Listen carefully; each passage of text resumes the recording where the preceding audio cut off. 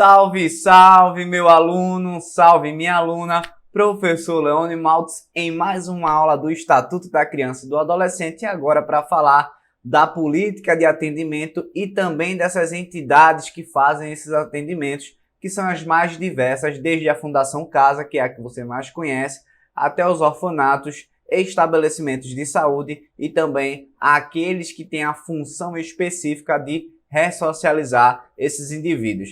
Beleza? Mas vamos ao que interessa, começar a nossa aula para falar sobre essas entidades de política de atendimento que vão estar atuando na política de atendimento desses indivíduos. O que é que a gente traz aqui? Que os direitos da criança e do adolescente, eles serão trabalhados por um conjunto articulado de ações governamentais e não governamentais dos entes políticos. E quando eu falo ente político, aqui está a União, Estado, DF e municípios. Tranquilo? E a linha de ação para a política de atendimento vai seguir as políticas sociais básicas, serviços de proteção social e prevenção de redução de violação de direitos voltados à criança e adolescente, serviços especiais de prevenção e atendimento médico e psicossocial às vítimas de abuso sob todas as suas formas, serviços de identificação e localização dos pais, crianças e adolescentes desaparecidos, proteção jurídico-social até da parte específica da vara da infância e da juventude, políticas de programas destinados a prevenir o afastamento do convívio familiar e exercício do direito à convivência, porque a gente já viu que a criança e o adolescente têm direito à convivência familiar e comunitária, sendo a regra no seio familiar da sua família natural ou extensa. Então, essa linha de ação da política de atendimento vem também já para facilitar e consolidar esse direito. E, por fim, políticas de estímulos ao acolhimento sob a guarda das crianças e do adolescente afastados do convívio. Então, aqui, o primeiro ponto que eu trago a vocês: políticas de estímulos ao acolhimento sob guarda, que é uma das formas de inserir na família substituta. Agora vem o plus, especificamente interracial, crianças e adolescentes maiores com necessidades específicas.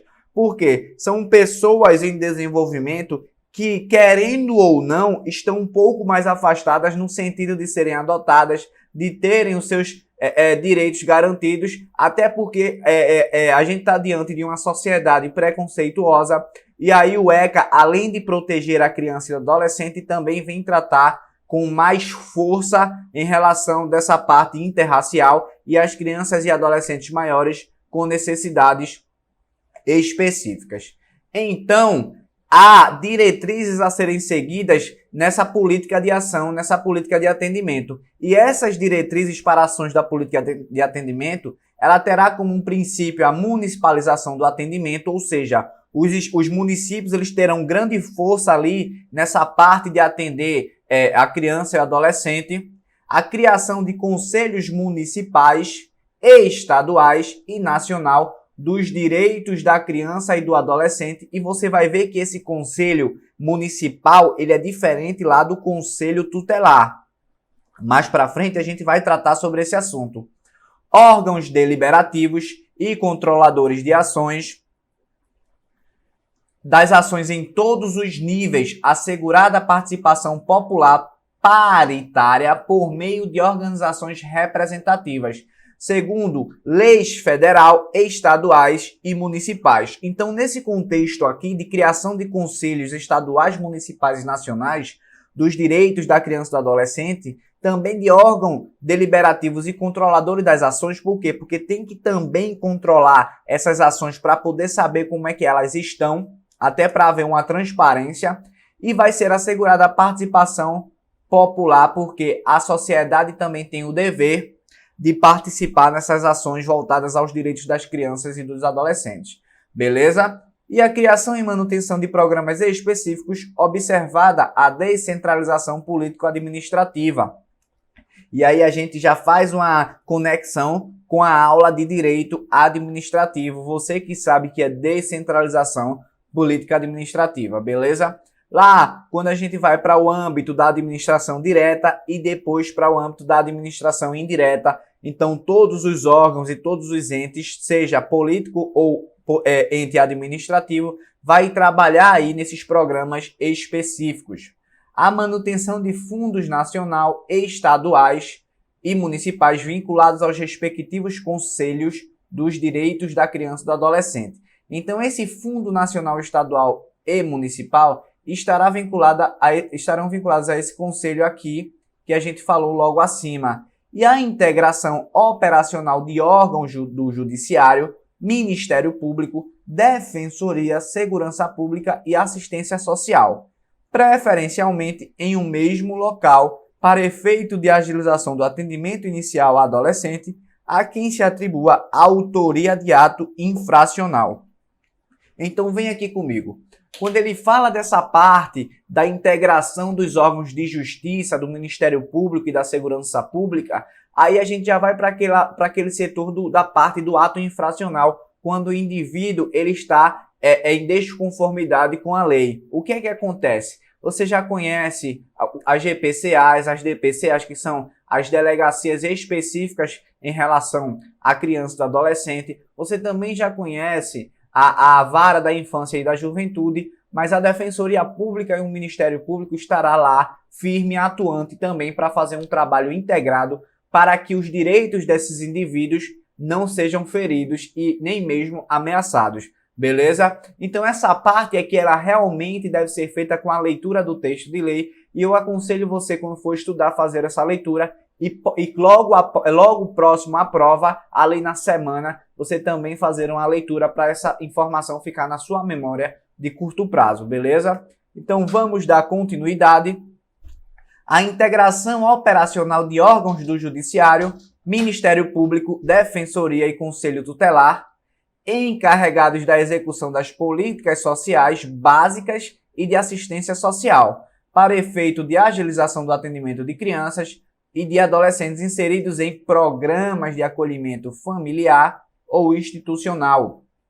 E aí você vê que aqui tem uma finalidade específica, que é o efeito de agilização do atendimento nesses programas de acolhimento familiar ou institucional, com vista na sua rápida reintegração à família de origem ou, se tal solução se mostrar comprovadamente inviável, sua colocação em família substituta em qualquer de suas formas lá no artigo 28, que é a guarda, a tutela ou a adoção. Então você vê também que a política social, as políticas públicas voltadas à defesa dos direitos da criança e do adolescente, elas também têm um foco na reintegração familiar como regra. Então, quando se fará a colocação em família substituta, é porque realmente todos os meios eles não foram suficientes para fazer a reintegração de forma a beneficiar esses indivíduos.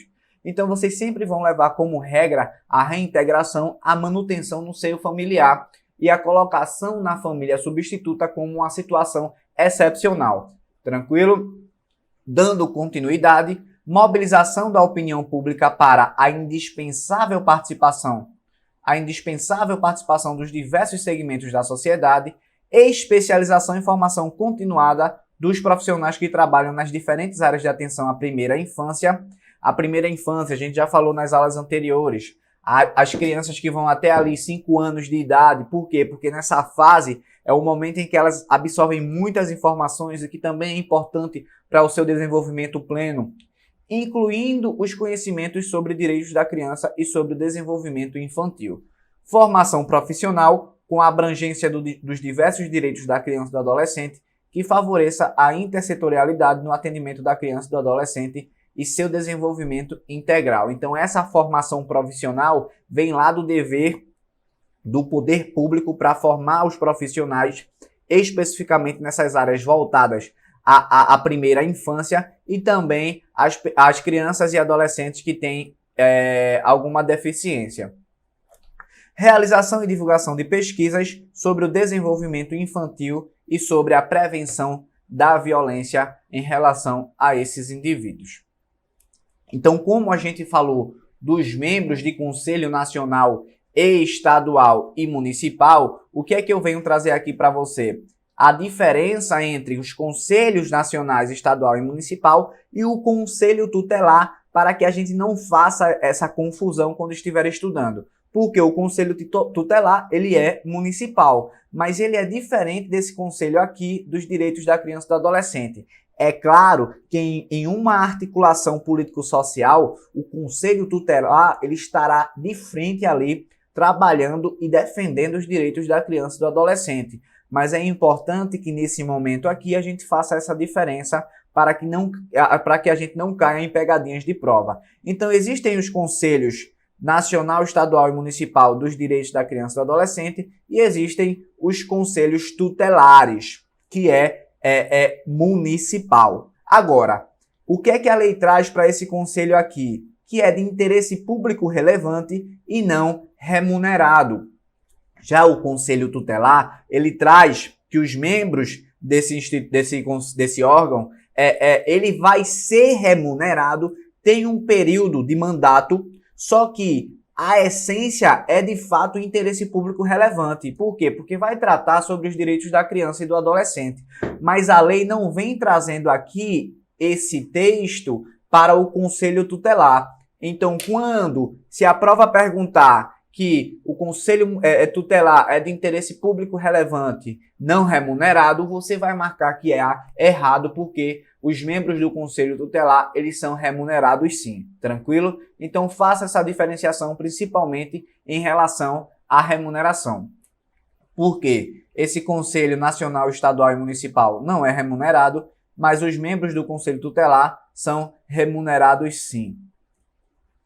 E aí, em relação às entidades de atendimento, quais são as finalidades? As manutenções das próprias unidades, ou seja, a manutenção de si própria, mas também, essencialmente, o planejamento e execução de programas de proteção e socioeducativos, ou seja, o que é que as entidades de atendimento aqui vêm fazer? Além da sua manutenção, vem trabalhar de forma articulada em um planejamento e execução desses programas de proteção da criança e do adolescente e também programas socioeducativos ali no seio daquelas pessoas em desenvolvimento que praticam ato infracional. Então esse socioeducativo é tentar socializar esses indivíduos da maneira mais educada possível, trazer programas voltados à educação.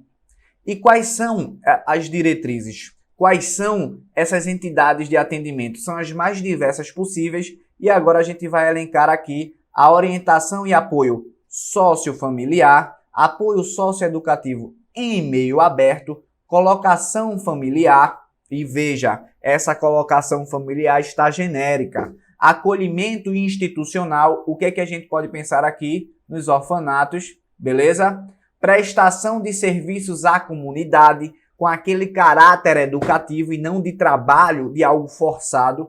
A liberdade assistida, que a gente vai ver lá mais à frente, nas medidas socioeducativas. Aqui a gente está falando dos estabelecimentos, das entidades que trabalham com essa finalidade.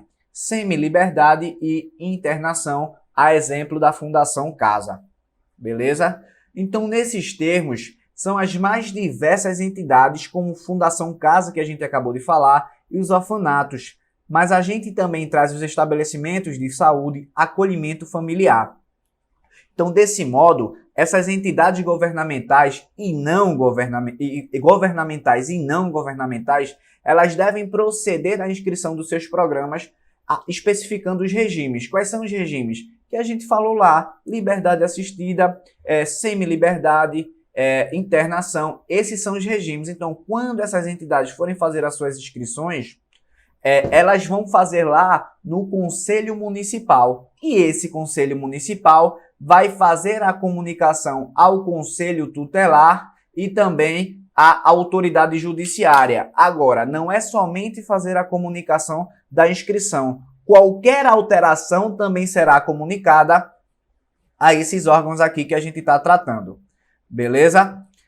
Por outro lado, os recursos destinados à implementação desses programas serão previstos em dotação orçamentária.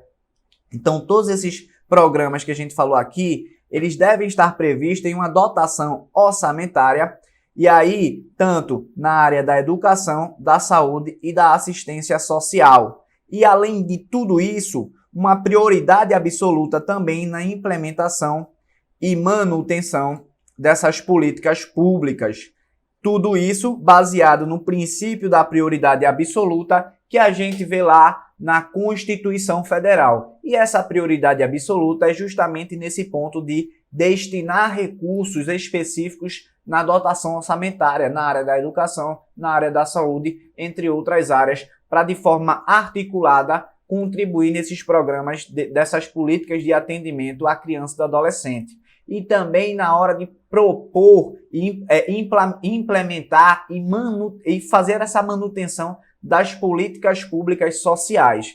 Essa a prioridade absoluta é que vem falando, vem tratando sobre isso, beleza? Então, voltando aqui, esses programas em execução, pegue esta palavra aqui, serão reavaliados pelo Conselho Municipal dos Direitos da Criança e do Adolescente, no máximo a cada 2 anos, constituindo-se critérios para a renovação da autorização e funcionamento.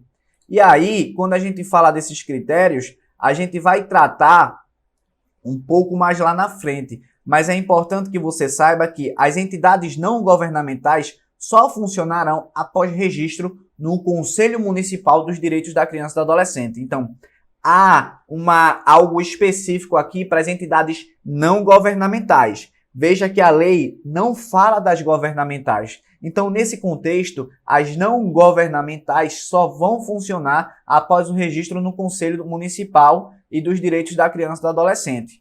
Agora veja, existem requisitos para fazer com que essa inscrição, esse registro não seja homologado. E quais são as verificações? Instalações físicas em condições inadequadas, o plano de trabalho é incompatível com os princípios do ECA, seja de proteção especial, de propriedade absoluta, da defesa dos direitos sociais da criança e do adolescente, da dignidade humana, irregularidade na constituição da própria entidade não governamental, que haja pessoas inidôneas no quadro de pessoal, ou seja, ali nos recursos humanos, e também que não se adequem às resoluções e deliberações relativas à modalidade de atendimento. Então veja só, aqui a gente fala das entidades não governamentais que vão funcionar somente após o registro e outros requisitos que, se não cumpridos, a inscrição ou o registro não será homologado. E o que é que vem aqui também depois?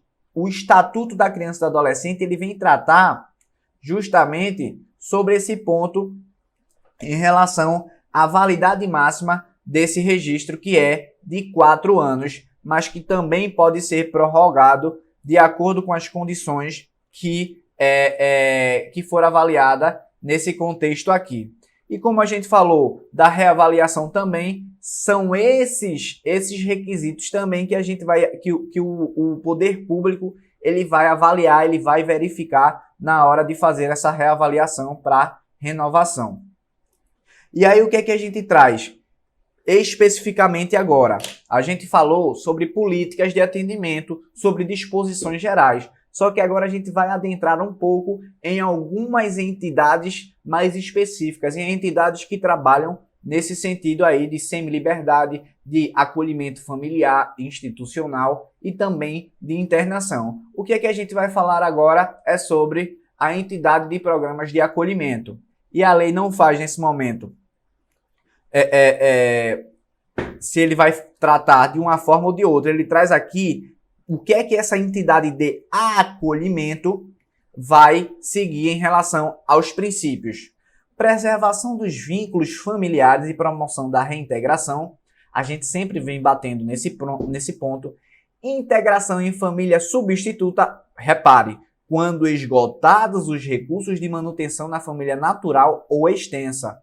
Atendimento personalizado em pequenos grupos, desenvolvimento de atividades em regime de coeducação e não desmembramento de grupos de irmãos. Por quê? A gente viu lá na parte de família substituta que quando tiver irmãos a preferência é que coloquem esses dois irmãos juntos na mesma família substituta, salvo se for prejudicial a um e a outro e se tiver naquele contexto ali abuso sexual ou qualquer outra forma de abuso que vá prejudicar a inserção desses dois na mesma família. Então a regra é colocar os irmãos numa mesma família substituta, é manter esse vínculo familiar, até porque talvez seja a única pessoa, talvez seja o único vínculo familiar que essas crianças ou adolescentes terão ao longo de sua vida, e aí eu digo de vínculo familiar natural, beleza?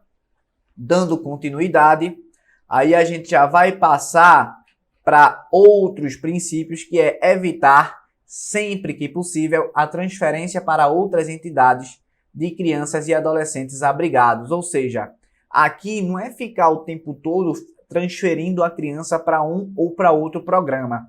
A intenção aqui é especificamente em tentar reintegrar esse indivíduo a uma família, ao seu seio familiar, ou integrar em uma família substituta.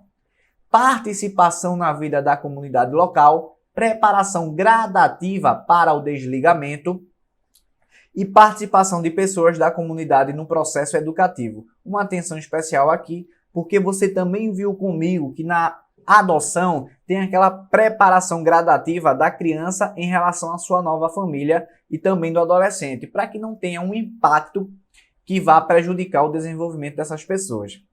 E aí, nesse contexto, esses entes federados, quando eu trago os entes federados aqui, eu vou trazer para você os estados, tranquilo? Os estados, eles vão, por meio dos poderes executivo e judiciário, promover conjuntamente a permanente qualificação de profissionais. Então, quando a gente falou lá das execuções de ações, você viu que o poder público ele estará atuando na qualificação dos profissionais voltados aos direitos da criança e do adolescente, seja na área da saúde, na área da educação e até mesmo dessas políticas de atendimento. E aqui você vê a consolidação dessa qualificação profissional. Por quê? Porque esses profissionais são aqueles que atuam direta ou indiretamente em programas de acolhimento institucional, e aqui a gente coloca institucional e destinado à colocação da família familiar de crianças e adolescentes, incluindo membros do Poder Judiciário, Ministério Público e também do Conselho Tutelar. Beleza?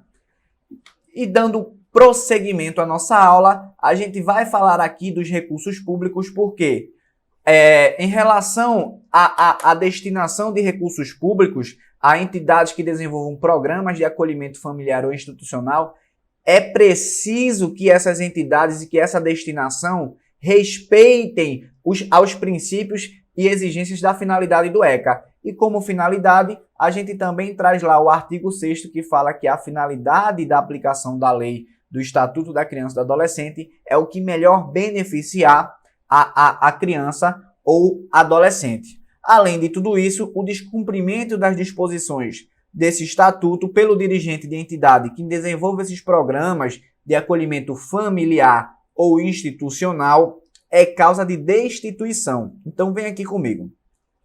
Quando um dirigente de entidade ele descumpre essas disposições, ele poderá ser destituído, mas essa destituição não fica por aí. Por quê? Porque esse indivíduo também pode ser penalizado através da apuração da responsabilidade, da pirâmide da responsabilidade, que vem falar da seara administrativa, civil e criminal. Tranquilo? Então guarda essas informações que as destinações de recursos públicos para os programas de acolhimento familiar institucional devem respeitar princípios, exigências e finalidades do ECA. Além de tudo isso, os dirigentes dessas entidades, se eles descumprirem qualquer disposição, é causa de destituição e, além dessa destituição, seguirá a pirâmide da responsabilidade, que é a responsabilização na área administrativa, civil e penal. Beleza? Vamos seguir para a nossa aula para falar agora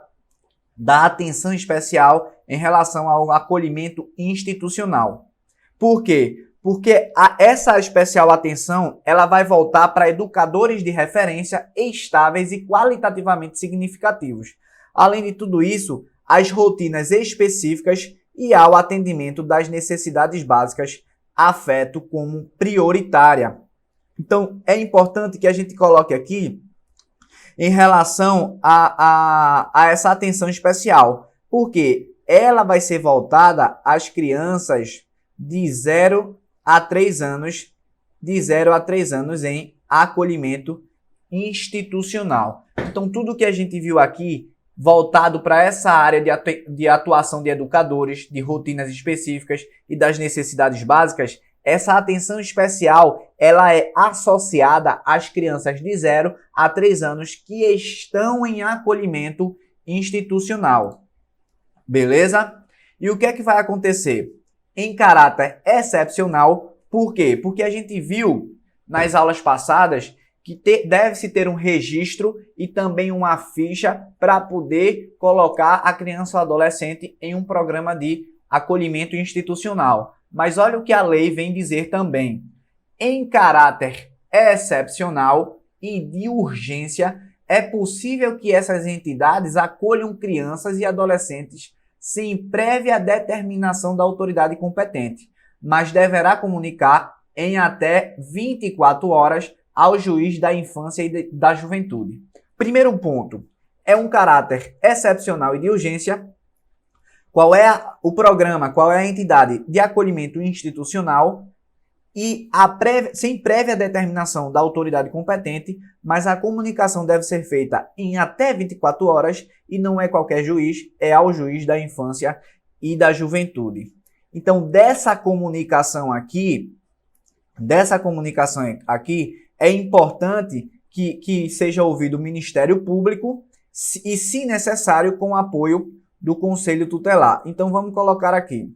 Essa comunicação aqui, ela deve ser feita ao juiz, é claro, ouvido o Ministério Público, tá tudo aí no seu material, e, se necessário, o Conselho Tutelar.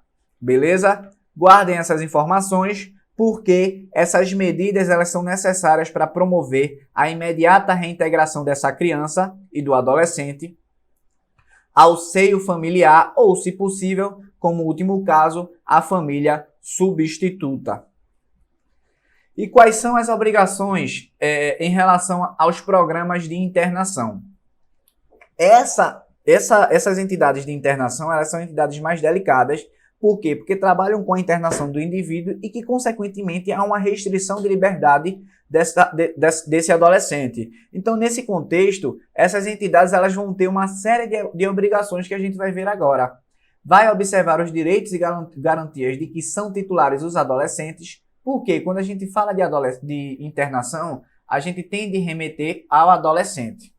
Não restringir nenhum direito que não tenha sido objeto de restrição na decisão de internação, oferecer atendimento personalizado em pequenas unidades e grupos reduzidos, preservar a identidade e oferecer ambiente de respeito e dignidade ao adolescente. E aí, o que é que a gente vem trazer aqui? A dignidade da pessoa humana em desenvolvimento, diligenciar no sentido do restabelecimento e da preservação dos vínculos familiares e comunicar à autoridade judiciária periodicamente, trazendo aqui periodicamente, os casos em que se mostre inviável ou impossível o reatamento dos vínculos familiares.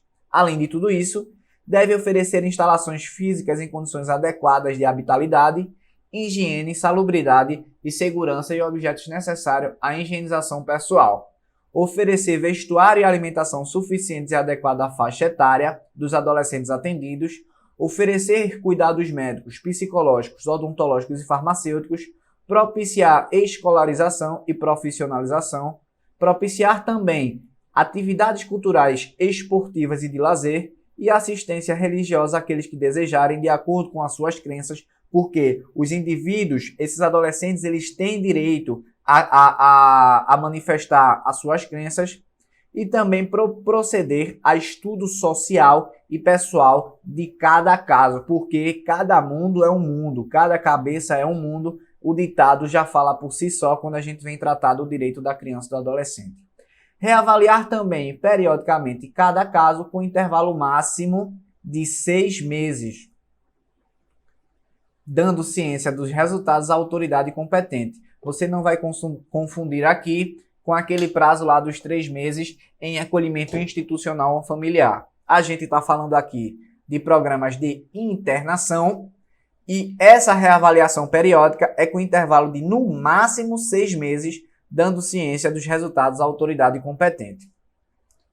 Além de tudo isso, informar periodicamente o adolescente internado sobre sua situação processual, comunicar às autoridades competentes todos os casos de adolescentes portadores de moléstia infecto-contagiosas, fornecer comprovante de depósito dos pertences dos adolescentes, manter programas destinados ao apoio e acompanhamento de egressos, providenciar os documentos necessários ao exercício da cidadania àqueles que não estiverem. Esses documentos aqui são o RG, título de eleitor e todos os documentos necessários para o exercício da cidadania, e manter arquivo de anotações onde constem data e circunstância do atendimento, nome do adolescente, dos seus pais ou responsável, parentesco, endereço, sexo, idade, acompanhamento de sua formação, dentre outros. Então, deve-se manter um arquivo com todas as informações desses indivíduos, sempre que for possível, todas as informações de que se tiver acesso de pai, mãe, endereço, tudo que for relacionado a esse adolescente tem que ter um registro, um arquivo em relação a ele. Tranquilo? Então, a gente falou de algumas entidades mais específicas que se deve ter um cuidado maior e agora a gente vem falar de órgãos que vão fiscalizar todas essas entidades de política e atendimento. E aqui a gente segue uma tríade de fiscalização que vai ser feito pelo Judiciário, Ministério Público e o Conselho Tutelar.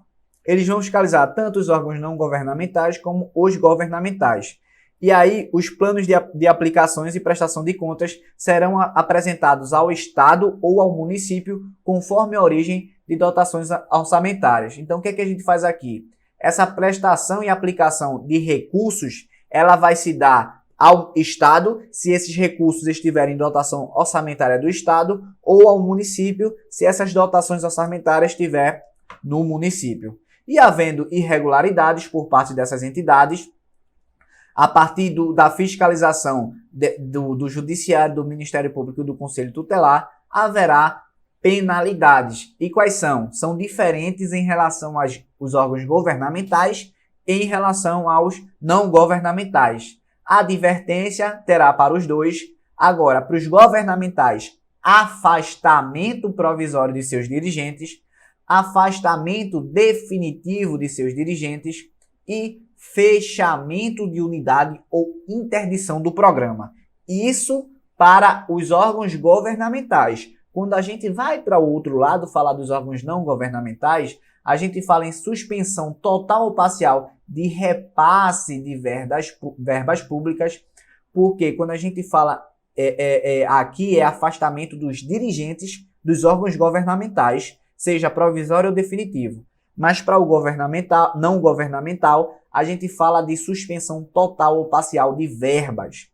E aí, cassação do registro. Você viu comigo que os órgãos não governamentais só podem funcionar após o registro no Conselho Municipal. E interdição de unidade ou suspensão do programa. Então, o que é que você vai fazer? Quando você estiver estudando, você vai fazer a sua leitura, tentando fazer essa diferenciação entre o jogo de palavras que eu trouxe aqui, e quando eu estiver próximo à sua prova, você vai fazer a diferença bater, inclusive ali antes de entrar para a sua prova, você pega essa parte, por quê? Porque se cair, você estará firme. Então, é importante garantir. E diante disso, para a gente finalizar em relação a toda essa fiscalização, terá, é claro, tanto as pessoas jurídicas de direito público e as organizações não governamentais, elas poderão sim responder pelos danos que causarem às crianças e ao adolescente. Caracterizado o descumprimento dos princípios norteadores dessas atividades de proteção específica, e também será avaliada as infrações reiteradas, sendo comunicada tanto ao Ministério Público ou à autoridade judiciária competente. Beleza? O que é que você vai ver aí? Que essa responsabilidade civil são dos agentes de pessoas jurídicas de direito público e órgãos não governamentais. beleza? E as infrações reiteradas por parte dessas entidades serão comunicadas ao Ministério Público ou autoridade judiciária. Então vem aqui comigo, você viu que tem muitas informações, você viu que há informações que são texto de lei mesmo, que deve ser feita a leitura, outras coisas a gente consegue fazer uma associação mais fácil. Ali o que é importante você pegar, tanto os princípios, ter uma base em relação aos princípios, saber que é tudo que, claro, volta para o bem da criança e do adolescente, e fazer essa diferença porque porque a gente sabe que em relação à criança e adolescente existem momentos que eles serão tratados de forma diferente.